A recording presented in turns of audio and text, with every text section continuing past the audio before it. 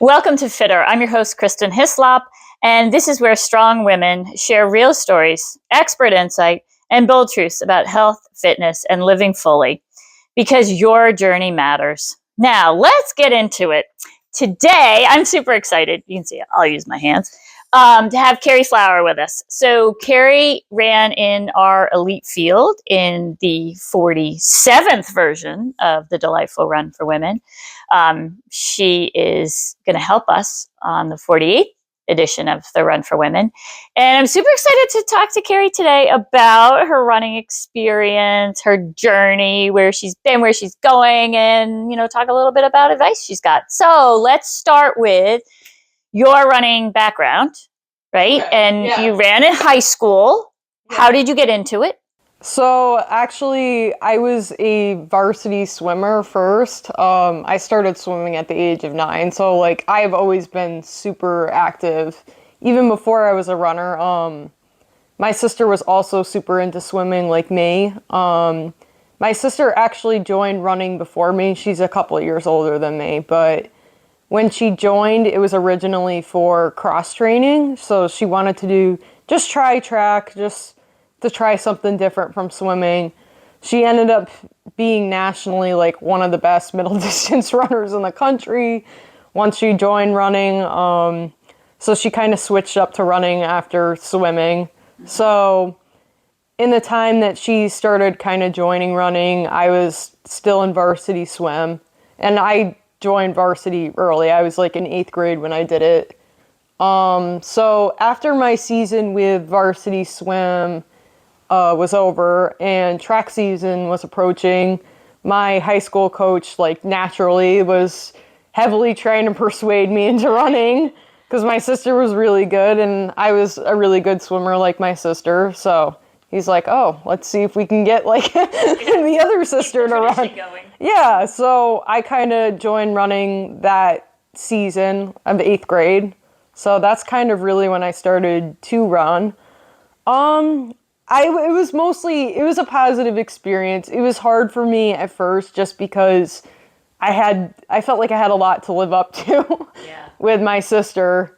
So that aspect of it, I didn't enjoy a lot of in high school.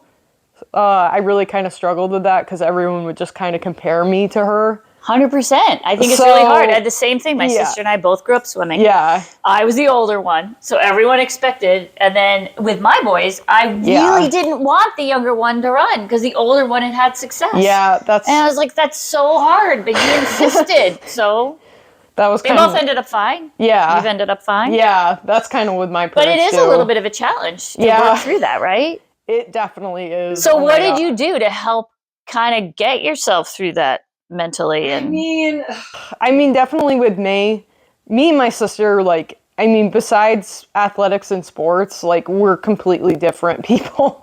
We're very different people. Anyone that knows us will tell you that. But I mean, what kind of helped with that is just knowing, my time is different than hers. I'm 2 years younger than her. With me and her, I was always more of a cross-country runner. I always liked cross-country a little bit more because I felt like it was more gritty. Not to say track isn't gritty either, because running's hard. Yeah, exactly. Running is gritty no matter what event or what you do with it. But I really zoned into and really liked cross-country, I think, a lot more than my sister. I really liked the team aspect of it. My sister's very, she really loved track because she knew what to expect with it. It's, Right. Yeah, it's planned out. Yeah, it's you know what the surface is like. You know exactly how many turns you have, right? And cross country is really, really different. Yeah, so I definitely was drawn more to cross country than my sister, I think. But yeah, no, I really enjoyed it. But the thing that kind of sucked with going into college, and I talked to you a little bit about this before, my sister went to a Division I school on a full ride. So I kind of expected that too, because I had a really high GPA like her. Mm-hmm. I excelled athletically like her. Well, she was a little bit better than me in high school. I'll fully admit it. I'm not going to deny that. She was really good in high school. But Yeah, so I kind of expected to have that too, and I'd worked really super hard towards that in high school, but like right around like 11th grade when I really started to look into colleges, I was off the rip like looking at D1 schools, and it was really super hard because, well, when I was talking to Division One schools, they said basically I didn't qualify to make Division One because I never took a foreign language course in high school. I've told so many people that story after you said it, because that's like amazing, right? I mean, I think I took a foreign language just because my parents made me. Yeah. Right? It wasn't a requirement when I went through the whole thing. But both my boys did, because I was like, well, yeah, just take a foreign language. And I think at Chen, you have to, or Yeah, most schools you have to. But yeah, like that's pretty amazing to think like that derailed your plan. It did. It really did. And the reason I never took a foreign language is I'll just say I'm dyslexic. So I was exempt from it in 8th grade. I didn't really think that it would impact like any future, opportunities, because I was told that it wouldn't. Sometimes I look back on it and I'm like, I wonder if I was like a star football player. Right. Yes, exactly. Yeah, would have been waived or I would have had, I would have had that option and someone would have informed me. So really for me in 11th grade, that was like very devastating, just because I worked so hard to keep my GPA up really high and keep my athletic career like. Yeah. So that was really hard, but I think it ended up working out in the long term. I really do. Like, I think that I would have there's a lot of pressure with D1. Yeah. And you saw what your sister went through. Yeah, my sister had a lot of pressure. I think, and I think maybe that's true. And, the thing I think a lot of people don't realize is with running, there's only a certain number of hours a week you're going to run. You're not watching tapes. You're not doing that. So whether you run at a D1 school or a D3 school, your workouts, your schedule, it's very similar. And oh, by the way, you're also competing against those same athletes. Oh my God, yeah. Right? So, and the D3 athletes are beating D1 athletes. Yeah. I think some people think like there's such a difference, and it is in the gear that you get. Yeah. Like, you get some free stuff, and maybe you'll get a scholarship taken away from you if you get injured, or, things like that can happen too. Whereas at D3, you go and you're good. And then the size of the D3 teams too, especially now. Oh my God, my team was big. Yeah. My team was big. But it's kind of fun because then you meet that many more kids. Yeah, that's true. So talk about the decision. You started at Sage because that was an opportunity. Yes, I did. And then you transferred. So what was the whole transfer? A lot of kids go into college and they're like, oh, I have to make the right decision because I'm like, that's it. Oh, it's you transferred. What was that like? Yeah. It's a lot of pressure on young high schoolers to pick, and like, you don't have to, it's totally normal not to know what you're doing. I didn't, you kind of figure it out as you go. But with me, I made the decision to go to Russell Sage in Albany. I was on the Albany campus. But I made that decision because I wanted to go into graphic design, and they had a really strong program in that. It was also local, like it wasn't super far from home, so so I decided to go there, and it was a good experience. My team was really super small, which that was kind of a downside, and we were split up too. Like, that was another weird thing. So there was an Albany campus for Russell Sage. There's an Albany campus and there's a Troy campus. Right. So the one thing I didn't like was that I was like separated kind of from my teammates. So that was one aspect, but I didn't like, but I like really loved my coach there. He was a great guy. But yeah, that part of it, that element was a struggle. And I ended up transferring like during COVID year. I think a lot of people transferred from schools during COVID year, honestly. But it was like really hard. Like, that was a really hard period for me, like, as it was for a lot of people. Let's be honest. And it was really hard to do my classes like online too, just with the major I was doing. But Yeah, I ended up kind of transferring too because one of my athletic directors actually at Russell Sage, I really liked her, like, and she was raved about SUNY Brockport. She went to school there. She was a track runner there, and so I ended up just like applying there, and I emailed my coach at the time, John Davis. I emailed him my times, and he wanted to meet with me. Yep. So, so in the middle of COVID, I met with my coach. Well, not my coach at the time, but I went to go meet with my future coach Yeah. at SUNY Brockport. And I knew off the rip, like, he was very smart, very knowledgeable in the sport. And, like, I really struggled, even though I was a good runner, I really struggled, like, with my self-confidence and just, like, believing in myself as an athlete. And, like, as soon as I did my college visit with him, he said to me, "Oh, I think if you came here if you came here this season, I think that you could make it to nationals." And I kind of laughed at him because I didn't have a lot of self-confidence at the time. But sure enough, I ended up joining the team, and I did make it to nationals that year. So that was really exciting. So that wasn't my only nationals either, but Yeah. That's another thing, though, I think that people don't think about. Like, depending on what division you go to, right? There's different opportunities. Right. Yeah, there is. There is. Did they do a lot of mental coaching work at Brockport? Yeah, I mean, they did. Like mental. But what helped you gain more confidence? I started to gain more confidence. Like, I was like, oh, my coach was right. I did make it to nationals. Yeah. I did do this. And I started to break some school records at the school. So that was a big confidence booster at the time for me. I got the record in the 10K and the 3K at my school. I broke those two records. And my next season for cross country at Brockport, I laughed at him again because he kind of was like, "Oh, I think you could become an All-American." Mm-hmm. And I laughed at him because I'm like, okay, like that's a lofty goal I thought at the time, but I ended up doing that, and that ended up being a very special moment.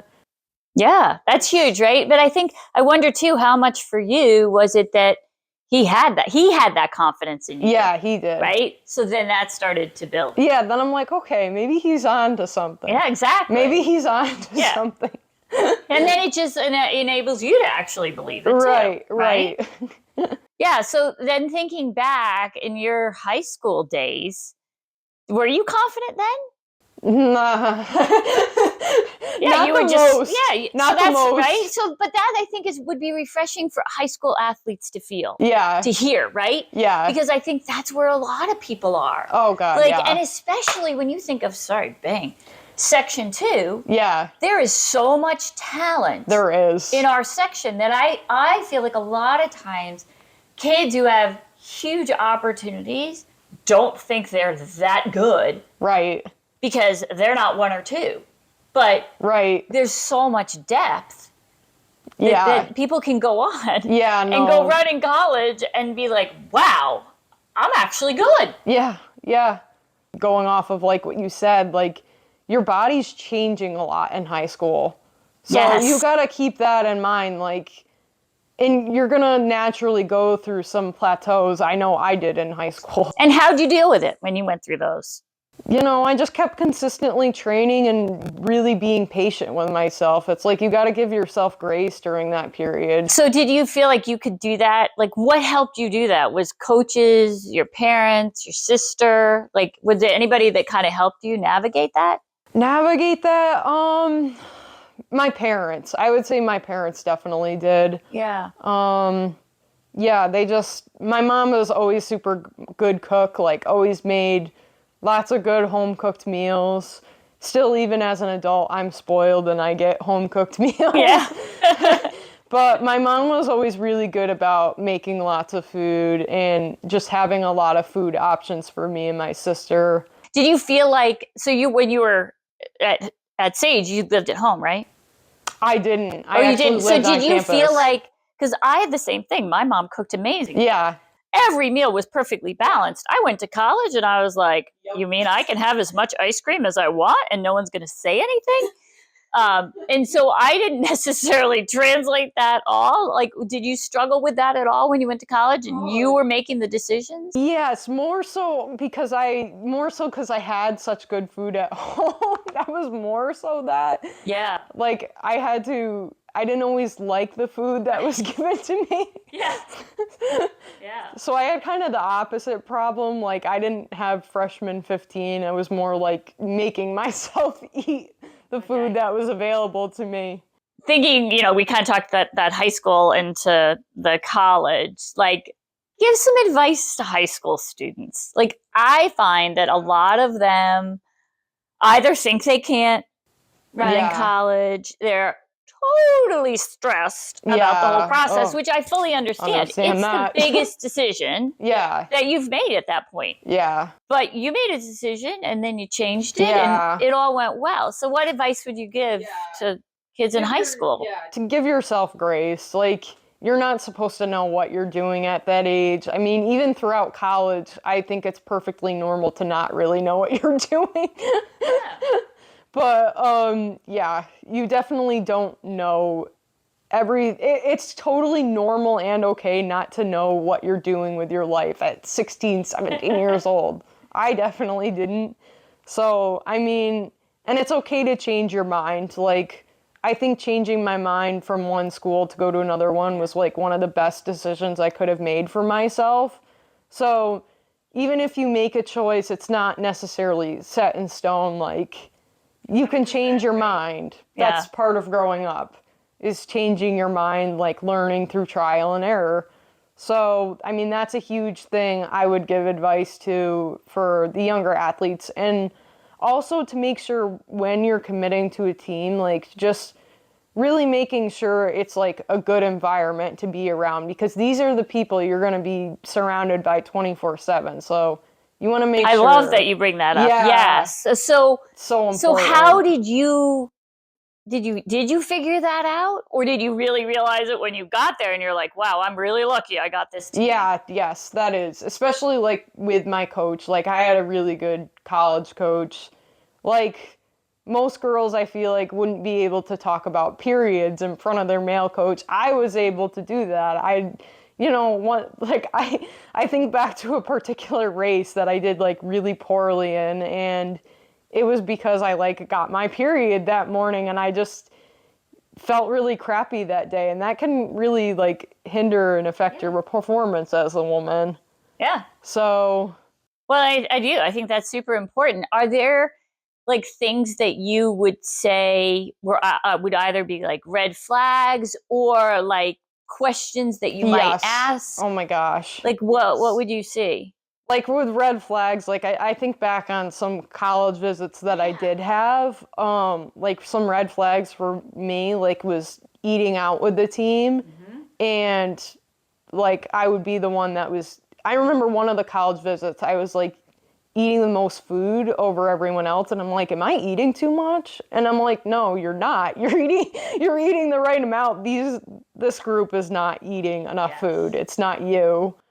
Yeah, which becomes a huge issue though, because if you end up in that environment, then you are second guessing yourself all the time, which then will lead you down the path to, energy deficient syndrome, and you don't want that, right? No, you definitely don't. But that's one huge red flag. I would look out for, like, making sure, like, when you go and visit a team that a lot of the girls are eating, because that can kind of tell you what kind of, you know what I mean? Yeah, 100%. How about, like, I think it's interesting, too, when you get to go on the visits and stuff and you meet the team. Did you find, like, they would say things about the coach that gave you insight? Yes, I did. Like, sometimes I would go to I would visit teams where they would be, like, super comfortable around the coach, and that was a huge green flag. But I visited a couple where it seemed like they were almost afraid of the coach a little bit. So that was kind of a red flag to me. I was like, all right. Awesome. Yeah. So it is important to do those visits. And I think even for people like looking at schools where, maybe they're not getting invited to an official visit. Yeah. It's good to go and try and hang out with the team a little bit. Right. Just to get a feel for them. Right. What about transitioning from college into the real world? Oh gosh. And that whole thing of like, how do you continue your running and who do you run with? And yeah. Like? Oh my God. I would say for me, I'm like very lucky. Like when I was in college, I had Karen Pertasso, who's a local runner in this area that's very good. She reached out to me and was like, "Hey, do you want to join this new Fleet Feet team that we have? Like, we're gonna get sponsored by A6." And to me, and that that's obviously very exciting, and an honor for someone to reach out to me and say that. Yeah. So I joined a team at Fleet Feet in my area. It's gone really super well. If anything, like it's this year and a half that I've been a local runner in this area is probably the most fun that I've had in running. It's the most positive experience I've had so far. That's awesome. Yeah, it really is. And like, one thing I will say that's so positive about this area too is just like, I can run with a group of guys and I'm comfortable running with groups of men. Like that, I have not had that always for me. So that's something that's totally different for me now, is that I'm comfortable around the men in this area. And I also just they, for lack of a better way of saying it, better behaved. Yes. Yeah. See, that's significantly. But that's a huge thing, right? So if you're not comfortable, then don't force yourself to go with that group, right? I mean, that's a good message. It is. Because there are people out there that you can go run with and be comfortable. And they respect women. Yeah, I will say that that's another thing to look out for on college teams. Huge. Like, pay attention to how the men team acts towards each other and the women on their team when you go and visit colleges. Yeah. Actually, now that you bring that up, I think that's very important to look out for. Yeah, that's huge. But I've been very fortunate, like, post-college running. Like, it was kind of scary because, a lot of people think that's like the end of their career after college. Right. And like especially for young women, like young women hit their like prime in running like in their mid 20s to like early 30s. So for a lot of young women, that's like their post college is like where they're supposed to shine. Right, and yet we see a lot of women drop off. Yeah. So what's your message to them? Even if, let's say they played soccer in college or lacrosse or something else. Like, how would you get them into running as a sport? To kind of fuel that competitive fire they must still have. I know. I think it's so important to stay active when you're a young woman too, because it just builds your confidence. It makes you feel good about yourself. And I just feel like society is always making women like just feel like, self-conscious in our own bodies and stuff. And I feel like running and just staying active is a really good way to reinforce those positive habits and positive feelings towards yourself. And like, I know a lot of women I'm even friends with started running post-college. They didn't even run in college or in high school and are really super good athletes. So even starting later on is okay. Like, well, in some senses, you haven't beat up your body. Yeah. Right? Yeah. So you have that much longer to go with running. Yeah. So like, one thing I will say, like post-college running, it's like really widened my horizon of like what's possible. Like, so like I'm surrounded by women on my team that are like, just had kids and trained up all throughout pregnancy. Like, that's very inspiring to me. So it's like,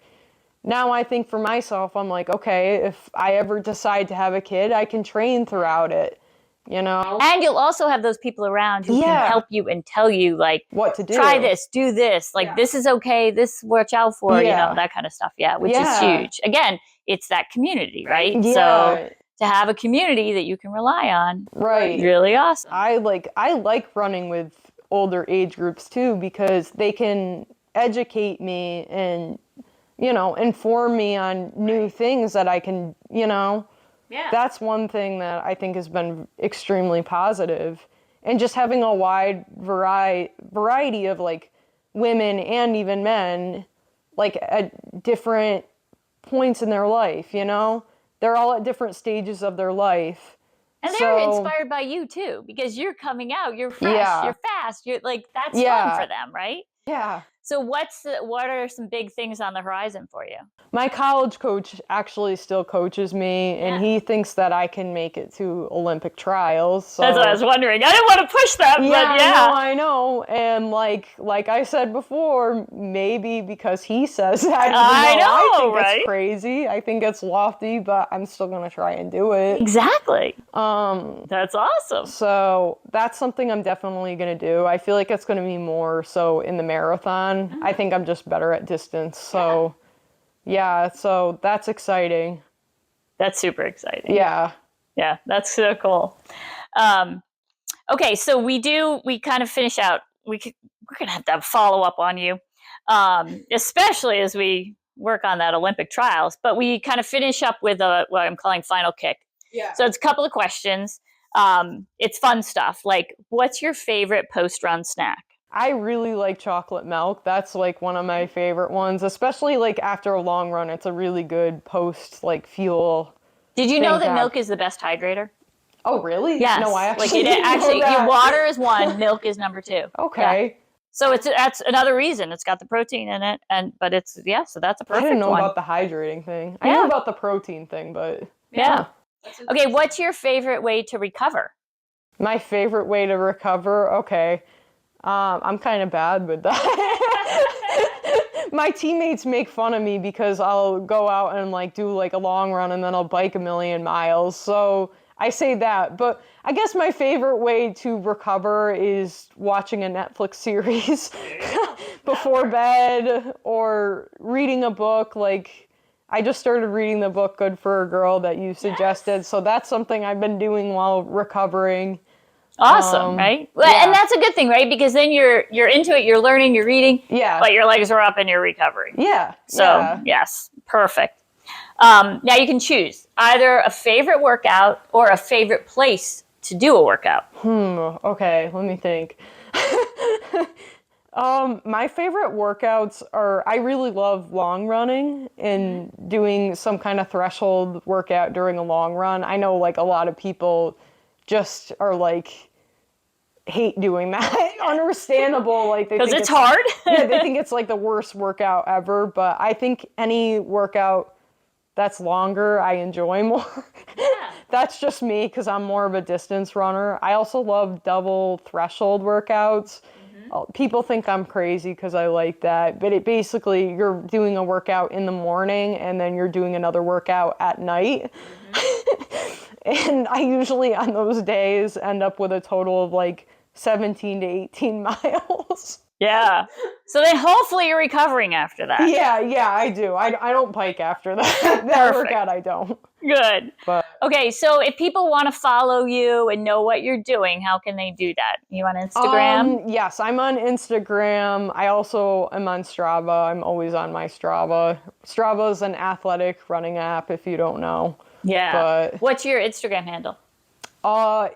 Kerry Flower _2000. Yep. Perfect. Yeah. Good. So, because people are going to want to follow you now. So, all right. Awesome.